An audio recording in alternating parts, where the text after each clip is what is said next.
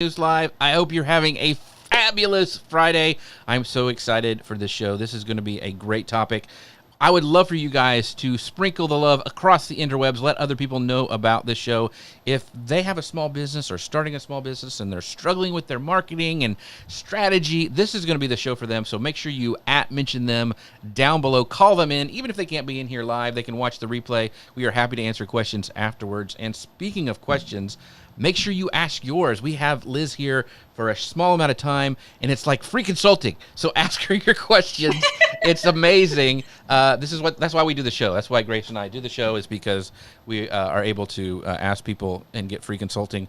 Grace, how are you doing this morning on this fine day? I am doing really great. I'm so excited to have Liz on. We're just talking about how we've known each other since like the mom blogging days, which feels like it feels like it's my first evolution as a Pokemon or something. So, That's right. I mean, that's at least 12 years ago at least. So it's been a while. That's cool. It's fun how those relationships develop. Speaking of relationships, we got our friend Tim here today. He goes, hey, weren't you just on his show not very long ago, Grace? He was on my show. So he did this crazy 24-hour stream for the Lymphoma and Leukemia Society, and so I interviewed him about that over at Restream. So it's cool. So he goes, I was wondering why you do the show. The truth has been revealed. Excited for this now. Yes, it's free consulting, Tim. That's the whole reason I started it. I want to show you guys, because we talked about this last week, and we are over on Amazon, and I do have it highlighted in the stream. But I want you guys to check out this amazing microphone. Last week I had the actual the Chrome version of the Finn, and this was provided to me by Heil. But this is the matte black Finn microphone with the red lights. I think it looks like Darth Vader. I think it sounds pretty cool. I love it. So if you're looking for a new mic and you like the retro look and you want it not to be like the chromey kind of one like we had last week, make sure you check out this mic from Heil, because I just think it looks cool. And I think, gamers could use it and all that sort of stuff. But anyway, I'm using that today. Go check that out if you're watching over on Amazon. So I want to give a shout out to Heil for doing that for me. So are you ready, Grace? Are you ready for me to hit go on the podcast machine? I am, but I'm having on Amazon, I'm having the bit rate issue. So we'll deal with that off Okay, show. We'll figure it out later. Yeah, it's probably something to deal with Restream. But anyway, let us get started. I'm going to go hit go on the podcast machine, and we'll get going.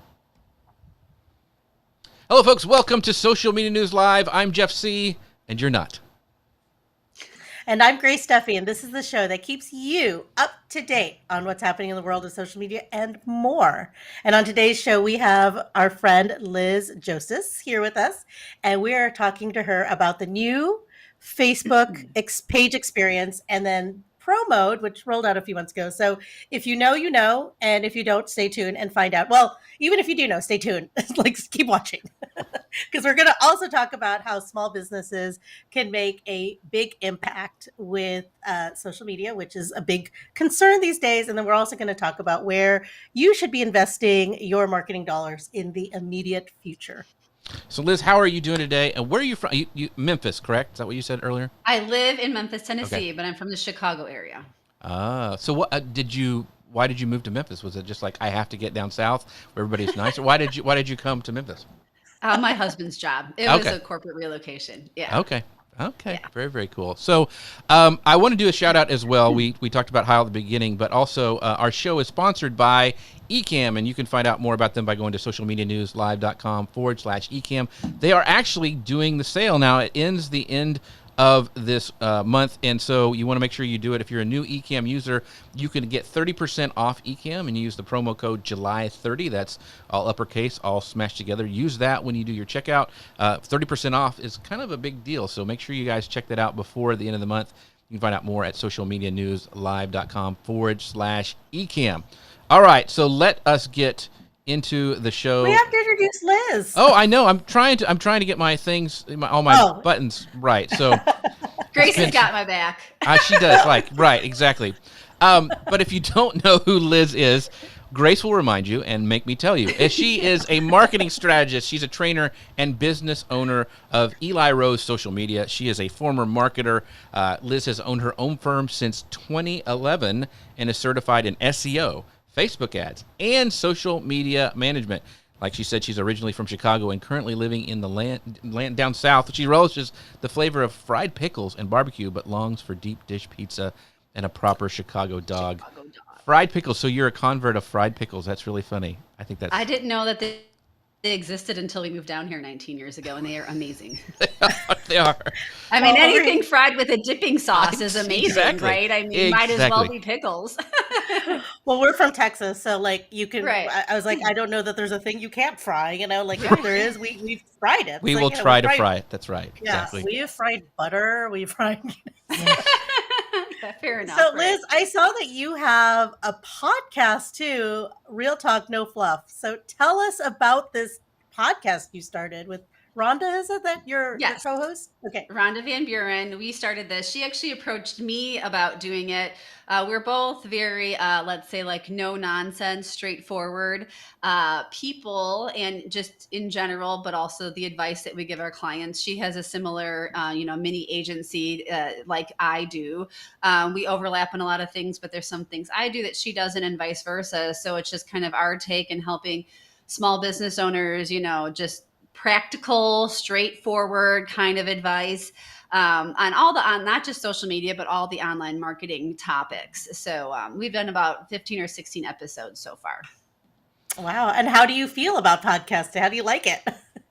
Well, she's the one who does all the tech side of things, and I'm the one who prepares, the content and the topics and all that stuff. So I think it's, after a decade of blogging, a decade plus of blogging, I think, I'm still naturally inclined to do the written content preparation. So we divide and conquer. I'm sure like how you and Jeff do too.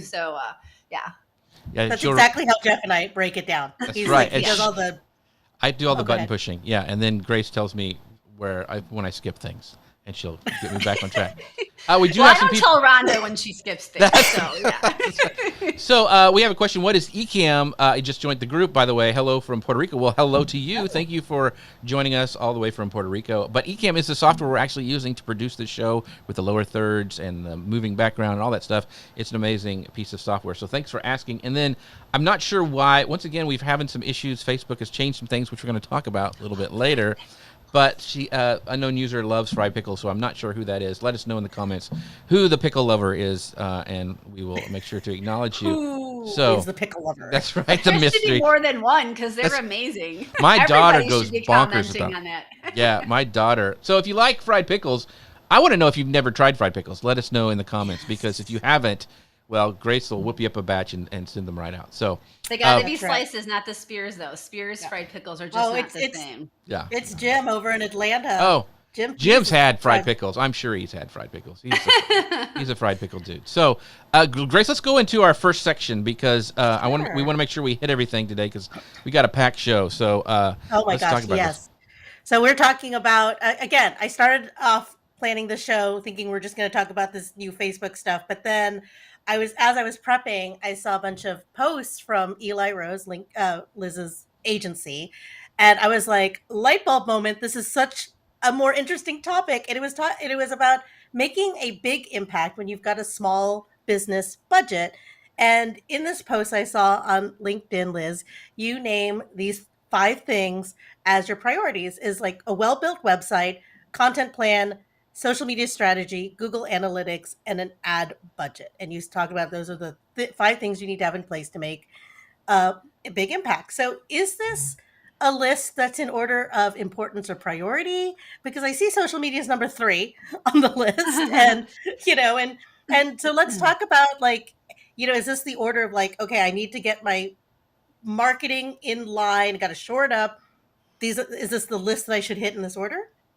Well, Google Analytics is kind of like a part B that attaches to the website, I would say, because you need to have your website and it has to be well built, meaning lots of things. It's not necessarily that it has to be brand new, but it needs to have good content organization, have, easy to find important pieces of information, just like contact information. You want to have useful information about your products or your services, things like that. So the Google Analytics, after you have your website, which I didn't specifically mention this in that list, but I'm a huge fan of SEO, and SEO is one of the services that we offer. But basically your website is your online home base, and it's where you're pushing all your marketing to.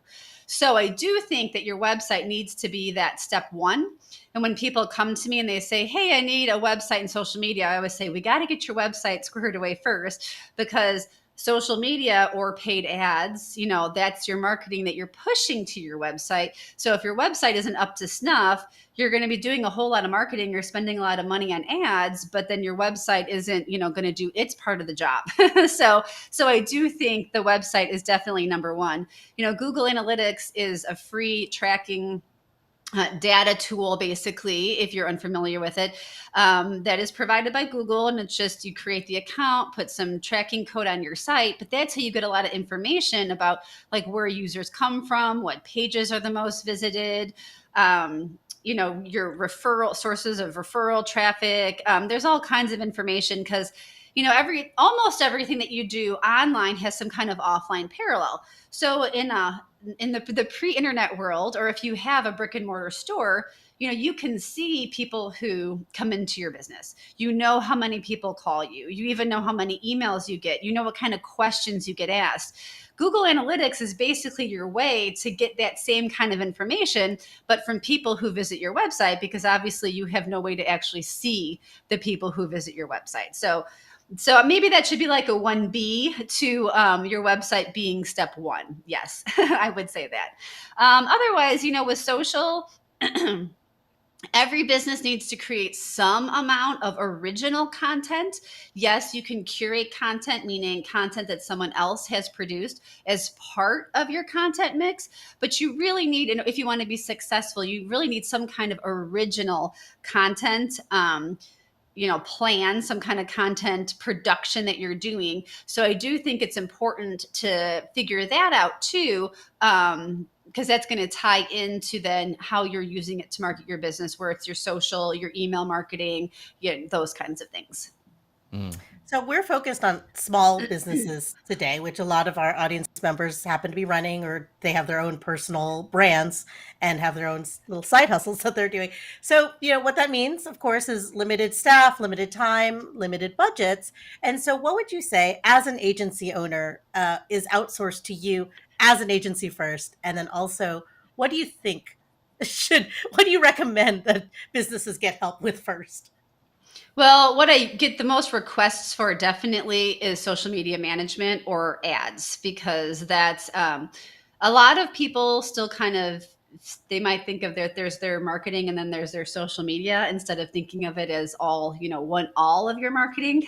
So there is I get a lot of questions from people saying like, I didn't grow up with this, or I just don't really use social media much myself. So a lot of that comes from just like a lack of understanding or comfort in understanding the various platforms. And of course, as we know, every platform kind of works its own way, has its own set of best practices.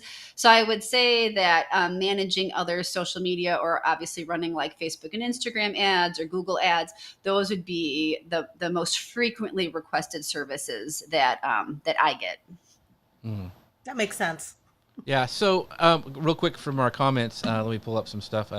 So, Mitch says those pesky lurking fried pickle lovers. Yes, there are lurkers. But Katie was like, "This is exactly what I need." She's gonna catch the replay. So, thanks, Katie, for stopping by and dropping in. Yeah, you're gonna love this. And Jim, no, your name doesn't show up there, so I don't know what's going on. But one of the things, and I know Katie has talked about this before. But you mention a lot, you talk about invest in owned, and that's one of your favorite sayings, and that's your website and your email list. So that's, we hear that a lot. Everybody says, build your list, podcasts, all these episodes, build your list.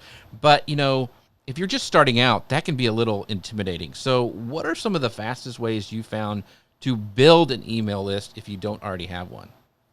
Yeah. Well, it's always important too, you own your website too. So really, the first point is so many people get so caught up in like the social media platforms. But if Zuckerberg changes his mind tomorrow, hey, guess what? Right. Instagram and Facebook are gone. So that's why you want to invest in your website and your email list, because you can have that and control it, and then you actually own it.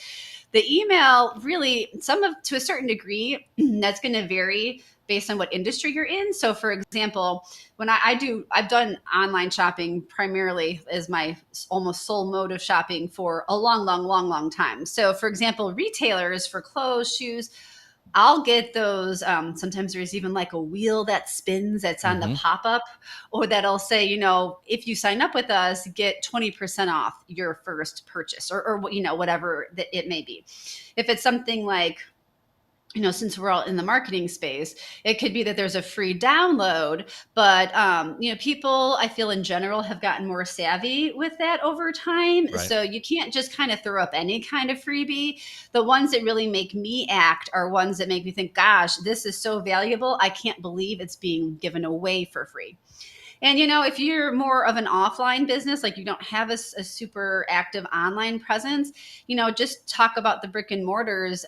You can have people sign up at your registers. Either maybe your POS system allows for you to enter, or go back to paper and pen and say, hey, sign up for our email list, and we're going to email you again some kind of coupon to return and buy something in the store, some kind of discount. And if you do a lot of speaking or networking, that's another great way.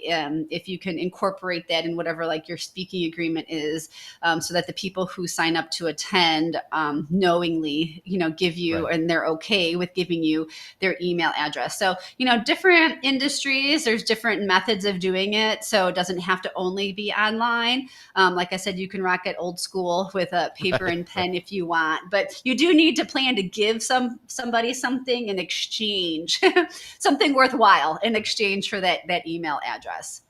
So I want to go back to the website stuff, because, that's kind of started everything. Everybody was like, oh, like when I first started, I was building websites, like Flash-based versions. You can thank me later. Yeah, that's how old I am. But we kind of like, that's just kind of a given now, but sometimes we need to go back to the basics, because, a lot of people just put up brochureware where it's just like about us, who I am and my services. And there's not really much there to capture people's attention. There's not really much there to, have an offer or whatever. So how do you actually capture, I know you mentioned Google Analytics, that's a great thing, but how do you capture people going to your website, and how do you use it? Like, do you use a retargeting pixel so you can, target them on Facebook? Do you have it, is it book a call? What are some of the best calls to action that you've seen working on websites? So again, it varies a little bit based on the industry. Like I have two service providers. One is a commercial cleaner and one is a roofer. And so, for example, just offering the free quote or a free roofing inspection, something like that. But there's the offer, but another part of it is you don't want to just have that, say, offer for a free quote in one spot. You really Right. need to have it in multiple places. So that's something that I think people might create some kind of opt-in, or they do a pop-up, but they just have like one spot. So for example, with the commercial cleaner, they do a lot of blogging. They get tons of organic traffic from all the SEO from the blog posts. And so we have moved to doing an actual inline clickable button that says that we modify the text based on whatever that blog post is. So say if it's about window cleaning, we say, get your free window cleaning quote. And then they click that and they go to the, get a quote form. So you can do things where you're offering some kind of free service that's sort of like an entry into working with you. But the other part of that is make sure that you are offering that free thing in more than one spot on your website. If you are a heavy social user, really just about every platform does have some kind of retargeting pixel. So that is definitely an option. If you're very active on social, you have big social followings, or you really like to use different social ads, you can definitely put in place whatever your preferred social platform's retargeting pixel is on your website to sort of like nurture those people who have been to your website through ads. So that is another option. Very cool. Okay, I'm going to throw an audible in here because I know, Grace, you're chomping the bit, but I got to ask this. Oh, SEO, you mentioned SEO, and that's something I know a lot of marketers stay away from, or they do it and they do it in the wrong way. and SEO can also have kind of a bad rep in the industry. So what should somebody who's looking to optimize their website, because so many people do not do it and do not know what they're talking about, and there's a lot of snake oil salesmen out there, what should they look for, and what do you recommend, like basic steps? Yeah. So SEO, yeah, I'm a huge proponent of SEO. I mean, I actually do personally for my business, no paid advertising at all. I have incoming traffic and how I've built my business of over 11 years purely from SEO. So Right. I cannot say enough wonderful things about SEO. And I completely agree that it's something that like over 90% of businesses seem to just kind of bypass. So of course, there's different important tenets of SEO to just understand when you try to implement SEO on your website, and that could be a whole episode Right. just on itself. So I think a couple important things to just understand is that when you're implementing good SEO practices, it's both on page, so like things that a website visitor could see just in the copy, the use of headings, links to other pages on your site, but there's a lot of behind the scenes stuff that you do with SEO. And so when you go to Google and you type in like pizza places near me or something, when you're seeing that list of search results, that top blue larger text font, that is the title tag. And then that smaller gray text beneath is the meta description. So when you are implementing SEO in your website, every single website page, product listing page, blog post on your website is a new chance to rank for a new keyword phrase, because every page would have its own title tag, its own meta description, alt text for images, all the things that you can kind of do. So that's what you're actually viewing when you're looking at Google search. You're looking at the title tag and the meta description for all of those pages that are showing up in those search results. I really feel like that when I train people in SEO too, like that kind of helps frame like the stuff that they're doing behind the scenes of their website to how so you're kind of like filling in the blanks for Google, you're kind of inputting that missing information from what's on your website page to what someone's searching for. So when you're implementing title tags, meta descriptions, those kinds of things, that's how you can start helping your website pages rank better. But in general too, we're even seeing this across social platforms. A lot of social platforms have shifted to SEO principles. Of course, YouTube, because it's owned by Google, there's so much SEO optimization that happens there. Pinterest has for years, it's about keyword usage, not even like the hashtags, but like what words you're using in the description. Instagram's even started going that way, that they're paying less attention to the hashtags and they're looking at what the keyword usage is in your caption. And then of course, any kind of on-platform search. So if you do start learning about SEO, it can definitely benefit your website, those blog posts. I like to say that the more links you publish on your website, it's like the more lines you're casting into the sea of Google. Right. So the more lines you cast, the more fish you catch. So learning about SEO is great for your website, but you also can start really improving some of your social media stuff too if you do start, getting serious about your SEO. Awesome.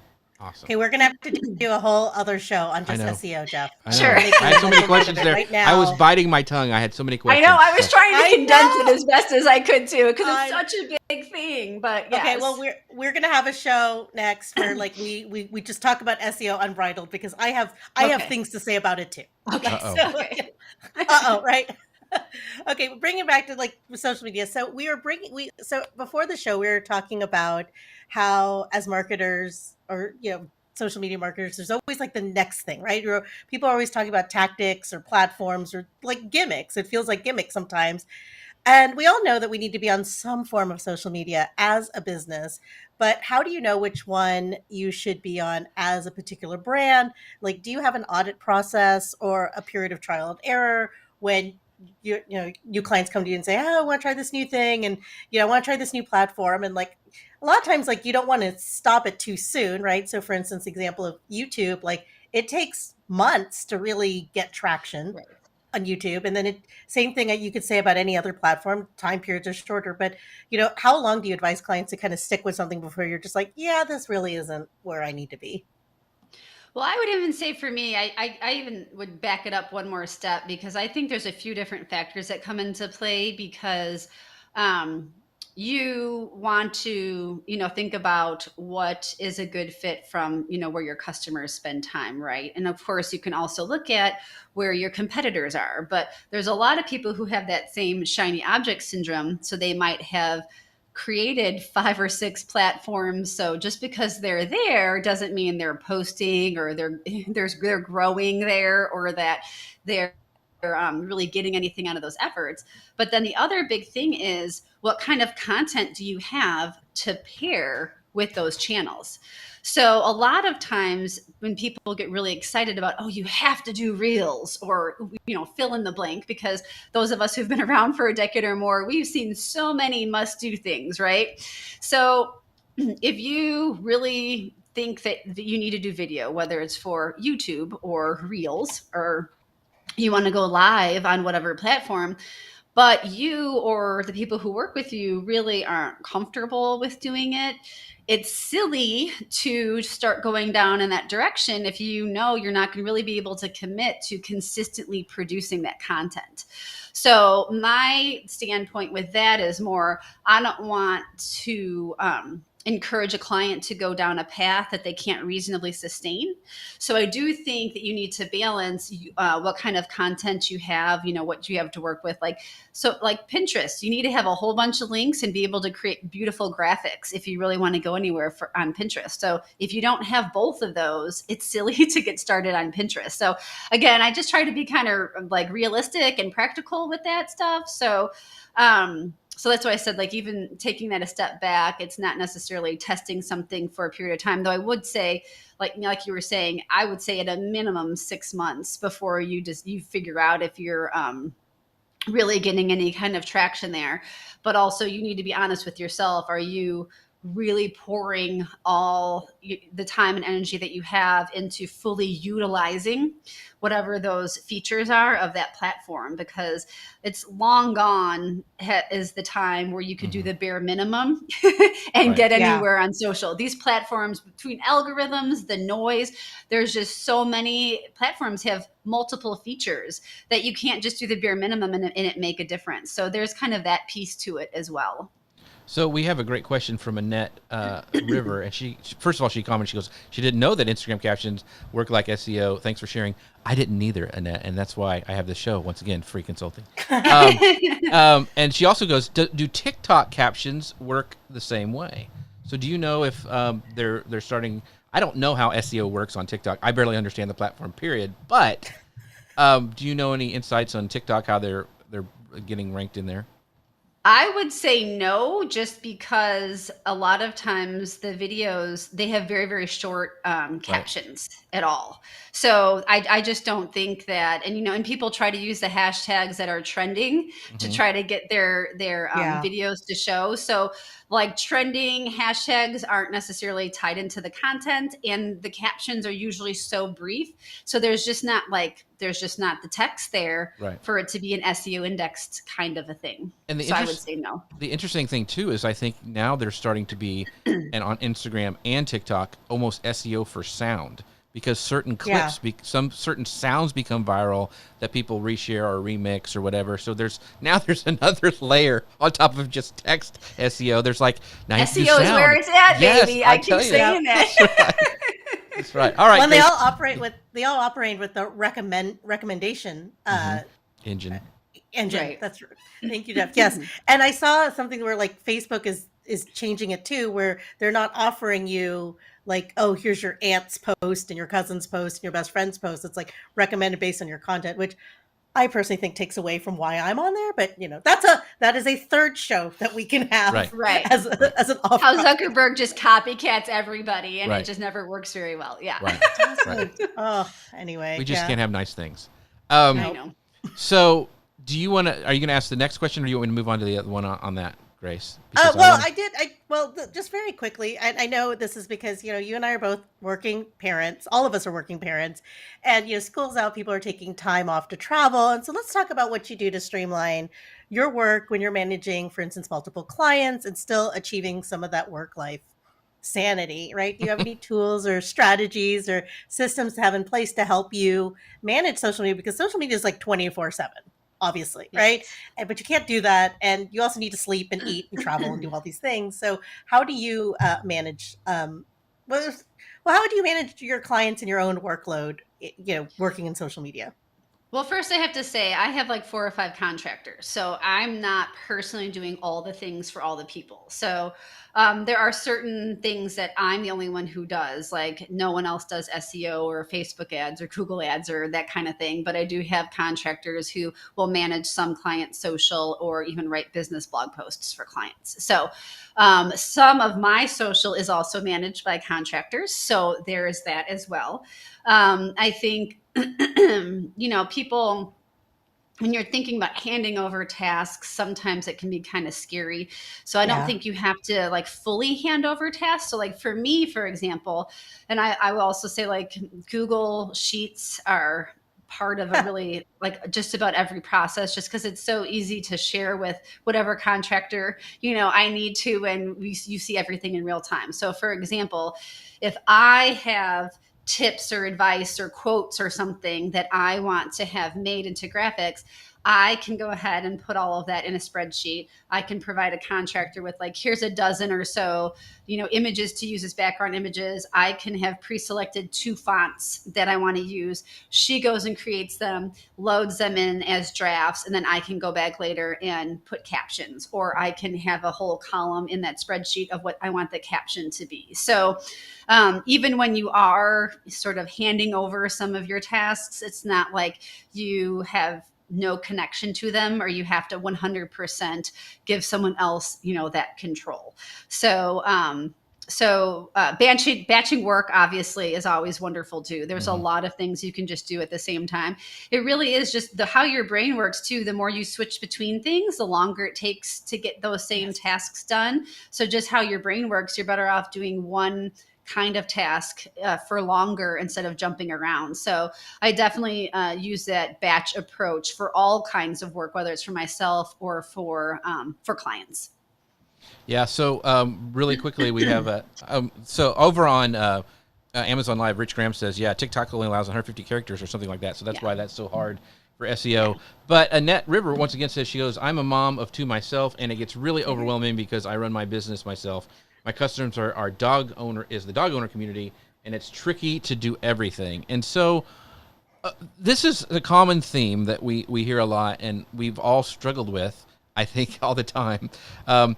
What is your advice? You mentioned batching and some other stuff, but it's, everything. We got to go to the next thing. We got to put out content. We've got to do this. We're going to go on vacation. We got to have content set up while we're gone and all this stuff. And we have all this pressure to create constantly. What are some other things that you do just to stay sane? You mentioned contractors. Do you sit there at the beginning of the week and plan out your entire week or your month or your year? I mean, what are your your strategies to stay sane in this place where we're always having to crank out over and over stuff, it seems like? Well, I think one of my other mantras is do more with less. So I do think that people get caught into feeling, because it's like the next big thing, the shiny object syndrome. You can just have 1 or 2 social platforms. You don't have to have 3 or 4 or 5 platforms that you're trying to manage. So I do think that kind of helps contain the crazy. And with the way the algorithms are, back in the day, it used to be that everything has to be unique on every platform. And that's just not the case anymore. Even if you have the same follower who follows you in 2 or 3 places, the fact that they will see that same exact post is so slim that that's also just really not a concern. I think another thing is, again, because of algorithms and just how many things people don't see, you can repost stuff you've already posted again. If you have podcasts, if you have blog posts, if you have videos that you've made, it's not like because you posted that once, you can't post it again, 6 months, 9 months, a year, into the future. So you can even keep track of, again, depending how organized you want to be. So like I have a couple spreadsheets for a couple clients that they have, like one of them is in the food world. Right. So there's like, I keep a list of their products, keep a list of their recipes, and keep a list of their blog posts. And I actually track what dates they were used. So that way you can go through that and then, go through that again. So you can be sure, because that's the other thing too. If you want to keep repurposing your content, if you're not keeping track of it in some way, you can be like, wait, did I post this before? So you do, if you go that route, which you should, because that's good, useful content, assuming that it's evergreen, like it's still relevant. But you can just keep track of when you last posted it, and that way you can post it again. So don't think that even though you're creating content, you have to endlessly be creating content. You can reuse content you've already created again and again and again. Right. It's a great example of this is I use Agora Pulse and I have a queue. So I chop up this show constantly and repurposing it out.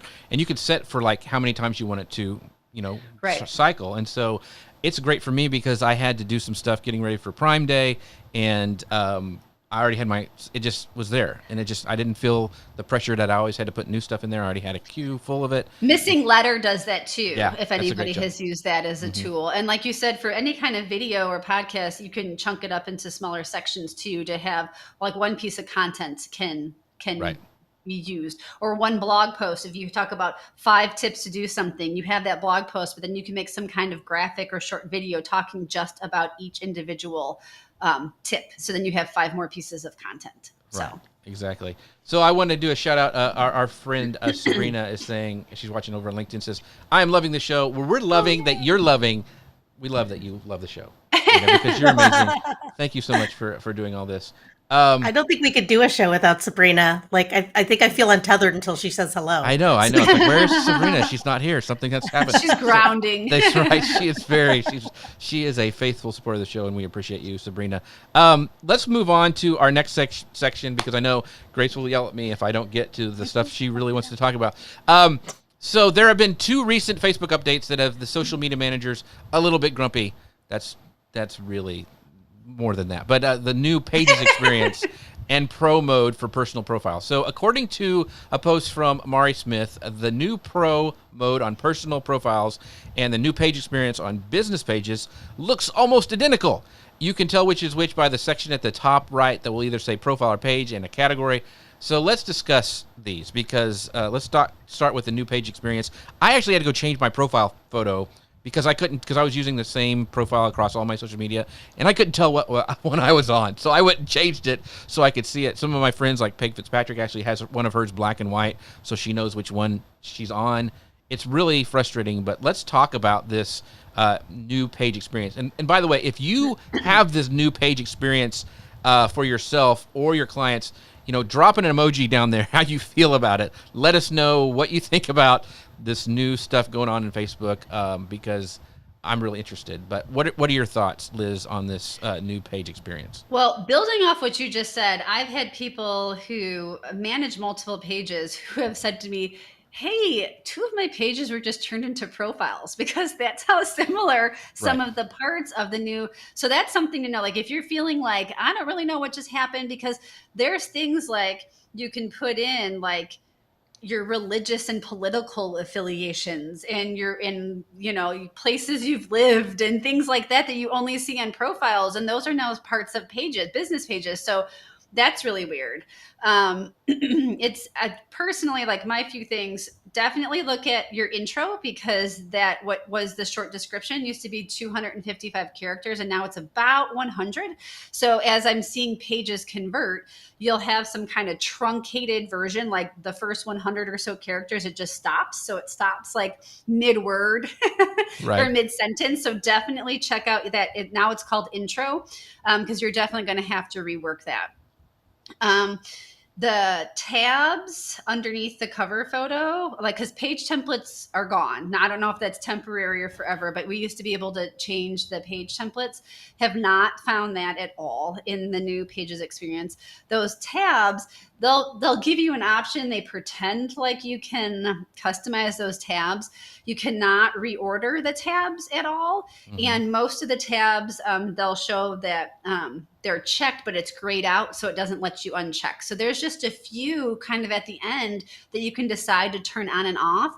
But that's really frustrating because, depending if you have lots of videos or photos, or you do or don't use reviews, for example, you might want to be able to change the order based on which tabs are more relevant for your business, and you can't do that anymore. Another thing I noticed too, for one client who's done lots of lives, he has a video tab and it's separate from the live tab. Ooh. So for whatever reason, the videos are split into 2 tabs. Not sure what that's about. Just a practical use, I think it's a lot more keystrokes or clicks or whatever, because you have to actually switch into and then remember to switch out of to go back to your. So I know not everybody's like us where we're in multiple pages, but I do have clients that have more than one page. And so you do have to do a lot more switching back and forth, which you didn't have to do before. I've even already had a client who has like an affiliated business who clearly was using Facebook as that page, and then she visited her other page, and then she was leaving comments as her other page because she didn't switch back, you know? So, so that's definitely something to be aware of as well. So those are kind of my initial, you know, observations for the pages that I admin. And I haven't checked yet. Does it look different on mobile, or is it still, I mean, has it rolled over to the mobile experience as well? Because I have not checked that yet. And I'm sure, because I know a lot of people, like my wife, that's all she's on is Facebook on mobile. And so I don't know how that's going to work. Sabrina does say, she goes, all of my clients have the new page experience, and it's, you know, it's different, but once you get used to it, I can roll with it. Well, you can roll with things a lot easier than I can, Sabrina. I got really grumpy when they started messing with this stuff. And interesting, because Zuckerberg said, like, it's gonna be easier for you to do video content, and it's gonna highlight other things. It's gonna be easier for pages to get their thing out there. I went live the other day and nobody saw anything, which never happens. So something's still broken, and it's just really frustrating for creators. So anyway, I'll quit ranting. But well, it's a pretty common grumble these days that organic social is down. Like the old tactics aren't working anymore. The summer slump, attention spans, what have you, you know. And so this new page experience came with a lot of big promises, like it'd be better engagement, and you know, you'd have better control. So based on your observations working with your clients and on your own pages, has this new page experience helped improve organic reach on pages, or is it helping with engagement at all? No, I don't see any difference in that. It's just more of just like the look and the features that are the features of the page, which more like are the info fields or the tabs. That's really the only kinds of differences that I've noticed from it. And I have had some clients whose pages were converted over weeks ago, a fair amount of weeks ago. But then this week, and probably you guys have seen this too, every time I visit the page, it was counting down like 3 more days until this page gets to. So I think yesterday or today was kind of like where the countdown was ending. So it's very possible that just about every business page is going to be converted to that new look, you know, by this weekend. Yeah. So yippee. Sabrina goes, it is not easier, in all caps. Yeah, so she's yelling at us. Not us, but at the powers that be of Facebook. So let's really quick breeze through this, because I don't think I have this yet, and I know you don't have it. If somebody has this down, let us know down below, but it's the new pro mode for personal accounts. So it's so confusing when they do all this stuff at once. So back in December, as a test, Facebook said there's no need for a business page if you're a creator building a presence on your profile. So Pro Mode promised to provide insights like audience growth, to open up monetization features through stars, paid online events, and bonuses, let users participate in the Reels bonus play program, which I have done, and we covered that with Molly Mahoney earlier this year, and allows creators to build a following more as a public figure, but still publish content to friends only. So other than the ability to publish content to friends only, do you see any other benefits for using Pro Mode versus a business page on Facebook, Liz? I can just be the cynic, but I feel like there's no way they're not going to end up having it, that you're going to end up facing the same algorithm problems that business pages are. And it's so interesting because for so many years they built up the business pages as like, these are meant for these reasons. These have the features, like you have the insights, you can advertise and make money. And that was some of the distinguishing differences. And of course, now they've taken away with this new pages some of those ways. I mean, I know there's some of those page templates, like people who are big video creators, their business page look completely different, than other businesses. Or if you did a lot of services, you could really build out like your services section. So it's interesting because they've really removed some of the elements that made the business page more businessy. And then they're kind of introducing this hybrid profile that takes in a lot of that business stuff. So, and we all know that, Facebook doesn't like anyone to get anything for free. So when they start talking about you being able to make money off of this, pro profile, Right. I maybe in the short term, because they want people to start using it, they might, the algorithm won't be harmful, but I can't help but feel that there's a detrimental future Right. for those creators. I mean, Right. we've just seen it too much, So I've got some great comments here. Yes. Sabrina says, Liz says, no, totally right. No difference, just more work. Jim says the problem is eventually you're going to have to adapt or things won't work anymore, which is not the countdown, I think. And so Sabrina does have the new pro mode. How do you know that you have it, Sabrina, and that you can switch back and forth? Because I am unclear on this. Jim I think also, you have to go looking for it. I don't think they prompt you. You have to actually go to like your settings in your profile, and then you can turn it on. because a long time ago I switched to, I have a kind of creator profile for Jeff C, and I was able to migrate some of my personal people over to that, and I don't know.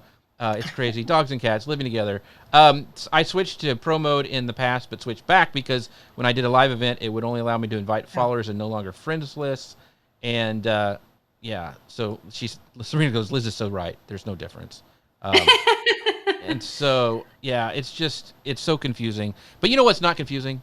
Our friends over at Ecamm. See how I segue that just so easily. So beautiful. It's so seamless. But yes, you don't need algorithms for Ecamm. That's what's so amazing about it. So if you'd like to find out more about how we're producing the show, even though I'm hitting the wrong buttons and messing up today so much, you can go to socialmedianewslive.com/Ecamm. They do have a special this month where you can actually get 30% off if you're a new user if you use the promo code July30. So make sure you guys go do that and use that promo code July30 before the end of the month. And you can find out more about it at socialmedianewslive.com/Ecamm. And now it's Grace's turn. She's been chomping at the bit to go over this next part. She's like, Jeff, hurry up. No, you're fine, and you're not messing up at all. You're doing great, Jeff. You're doing great today. All right, so I'm gonna let you know, like, we are headed into a very panicky time right now, and I'll just leave it at that. Budgets are tightening, businesses are shoring up resources, and people are being very cautious right now. Now, you have owned your agency, Eli Rose, since 2011, and if we were to count, and I tried to do this the other day, the number of platforms that have come and gone since you and I have been doing this, Liz, it's a lot. Gosh. I know. And in that time, we've seen the rise of live video tools, things like Ecamm, which makes this so much easier to do. I mean, Jeff and I have been doing this for over 5-7 years, and just remembering what it used to be and how easy it is now to just log on, mind blowing. We have better social media management tools. We mentioned Agorapulse, Missing Letter, and then we also have the adoption of more creative tools. But at this moment, so there's just a lot. There's a lot going on. But what is the most common marketing challenge that you're seeing among clients or even marketers right now, and how are you helping them to overcome it? Like, what are people doing to prepare for this panicky time? Well, I think one thing for sure is if you have been doing, Facebook or Instagram ads, those are definitely costing more. So that's one thing that if that's something that's been part of your marketing for a while is probably not working the same way. So there are some different things that, obviously you can keep testing different options.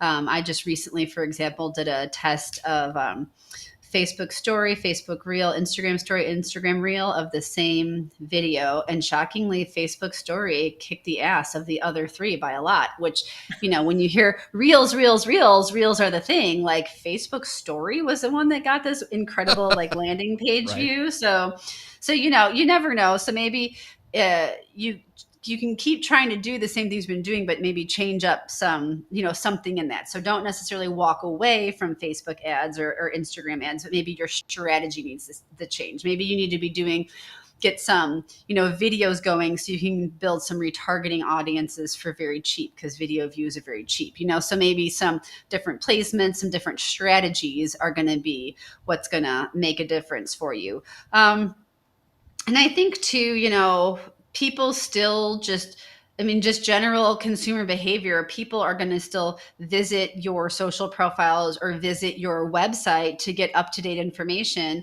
on your business, what your hours are. Because, for example, right now, there's a lot of businesses that just because of worker shortages, they're not open as many hours, So that's one important way because customers are going to your Facebook page or your website to try to find out that information. But B, if that information isn't updated, that can create a very negative user experience, because if someone really has a hankering for tacos and they pull up at your restaurant and you closed an hour ago, nothing is more infuriating than having a craving for food and not being able to get it. So, so you shouldn't be like abandoning your marketing or not keeping things updated. I know some people naturally want to say marketing is the first, area where they save dollars or cut budgets, but you shouldn't stop marketing. So maybe you need to, shift some of your strategies. Like I said, change your tactics a little bit, but also too often business owners are just thinking about it from their perspective and not their customers' perspective. So you really need to keep your customers in mind for things like, your hours of operations or specials that you're offering or other things, important pieces of information that customers need to know about your business, because people are going, they're sending messages, they're going to your Facebook page, they're going to your website to get that basic information about your business. So you can't lose sight of that. Even though you might want to, you need to really make decisions based on what's best for your customer, not just what you might think is best for you. Liz, I thought we were going to make it through the show without talking about food. And once again, we started talking about food. Somebody started talking about food, and now I'm hungry again. I need some tacos. So Jim goes, yeah, many don't know about what those points you just made about how important that is. And then Sabrina says, ABC always be marketing. Very, very true. And then Tim goes, shout out to MySpace. Yeah, that's important. Yes. There's so many. But so that's just one. Kind of the last question here is, during the pandemic, there was a huge rush to embrace social media, and especially video. If you weren't already on it, more video. So there's more saturation. There's, changing sentiment about social media. So how has your job in particular, evolved since the pandemic? So what kind of things have changed since you started? Well, that's been interesting because, where a lot of businesses, kind of took a hit during COVID since that started. That wasn't the case for me, because I think there's a lot of businesses that either realized they needed to, make the most out of their online presence, not just social, but online presence, or businesses that utilize their online presence to kind of adapt their business so they could keep their business going, and they kind of, grew their business in different ways. So, and I don't mean to be like, oh, yay, go me, because obviously a lot of people were really, really hurt during the pandemic. But in the online world, this is why Zoom and Teams are now just part of our everyday vernacular, right? Because in the online world, that's where people who didn't use it as much as they do now. A lot of that is due to because of the pandemic, even for generations, if we look at just generational differences, there are people in like, say, my parents' generation, though not my parents, who can do Zoom, but they never would have had a reason to use it before. So I think, the online world is a big sort of level playing field in a lot of ways. And that's why small businesses can still be really successful, because, you have access to the same social tools. You have access, even without getting maybe a professionally made website. There's lots of website platforms now that are very reasonably priced, that make it very user friendly to go ahead and build your website. So I think the online world just offers a lot to businesses of all sizes, and it really gives a way for those small guys to be successful and really grow. So as we're closing out the show, I wanted to ask this one last question, and it's what is the best safety net quote unquote, to invest in now that we're, as we're preparing for the future in terms of marketing our social media? So for instance, we talk a lot actually on the show about community building. We've talked about website and our email list, but right now, what is the best thing that marketers should be, or businesses, I should say, should be investing in terms of their marketing? Well, I'm always going to say your website and creating content. That's just, I mean, I would have said that 10 years ago, and I'm going to say that now, because honestly, everything else, and we talked about your email list, which you mentioned, but everything else is something that you don't control. And, your website is, like I said earlier, where you're directing all of your marketing to. It's your online home base, or for online businesses, it's like your online version of what a brick and mortar store would be. So now with your website, it doesn't mean that it's an ongoing expense all the time, because, not that it's completely set it and forget it either, but if you have recently, say revisited all your content, make sure it's up to date, correct, maybe freshen up some pictures or whatever, you can then leave your website for a while. So if your website is in good order, then I would put that focus on creating content. And then I really kind of feel like most every business really needs some kind of ad budget, regardless of where they use it. I do think that that's important at this point. But with the option of just warm audience use, whether it's you're using Google ads and you're funneling your website traffic, and you're doing warm ads that way, or you're using your warm social audiences or website audiences on social, some kind of ad budget. Doesn't have to be a lot, but I think that's also just going to be kind of like a mainstay in every marketing plan going forward. Awesome. Well, to wrap it up, this is a perfect comment from Sabrina. She goes, "I really love Liz. She must be my long lost social sister." Thank you, Sabrina. So, thank you, Sabrina, for sticking with us. And yes, Liz, it was amazing. So Liz, where can people find out more about you? We've been bringing up your URL, but let's go ahead and say it, and so everybody in the podcast can hear it and find where you are online. Yes. So my business is Eli Rose Social Media, and it's elirose.com. And I do have social accounts in either Eli Rose Social, or Eli Rose Social Media, just depending on whatever the limitation is, if it's Twitter or LinkedIn or Facebook or whatnot. So some variation of that is where you can find me. Awesome. And where can we find the amazing Grace Duffy? Here with you, Jeff, every Friday. 10 a.m. Central, 11 a.m. Eastern, 8 a.m. Pacific. That's right. So thanks for Grace for putting this together. Thanks for Liz for being here. Thanks for you guys all in the comments. Colette just gave us a last final word over on LinkedIn. Says, great insight.